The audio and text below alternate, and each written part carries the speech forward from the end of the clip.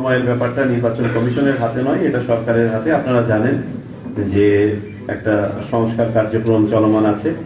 কয়েকটা সংস্কার কমিশন ইতিমধ্যে তাদের সুপারিশ পেশ করেছেন এবং আমরা আমাদের মাননীয় প্রধান উপদেষ্টার 16 ডিসেম্বরের বক্তব্য থেকে একটা ধারণা পাই যে তিনি বলেছেন যদি রাজনৈতিক মতৈক্য এমন একটা জায়গায় গিয়ে দাঁড়ায় যে তারা স্বল্প সংখ্যক সংস্কারের মাধ্যমে নির্বাচন চান, তাহলে 2025 সালের শেষ নাগাদ, আর যদি আরও কিছু সংস্কার করার সুযোগ দেওয়া হয় তাহলে 2026 সালের জুনের মধ্যে নির্বাচন অনুষ্ঠান করা সম্ভব।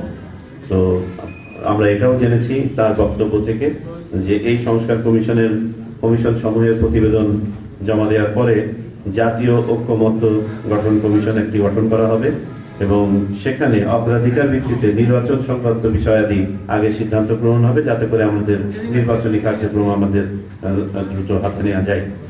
তো এমন অবস্থায় আমরা নির্বাচন কমিশন যেটা করছি যে জাতীয় নির্বাচনকে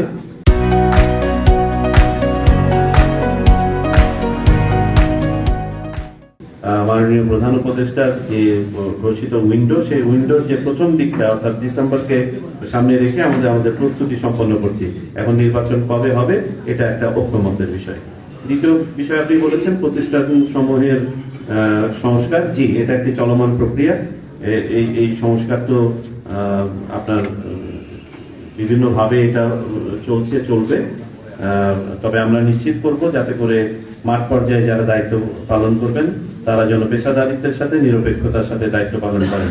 আমরা নির্বাচন কমিশন বিশ্বাস করতে চাই, ধারণ করতে চাই যে আমরা যদি একটা পরিচ্ছন্ন স্বচ্ছ একটা পাত্র উপহার দিতে পারি, আমাদের এই পাত্রে যে পানি রাখা হোক না কেন সেই পানিটা স্বচ্ছ রঙই ধারণ করবে।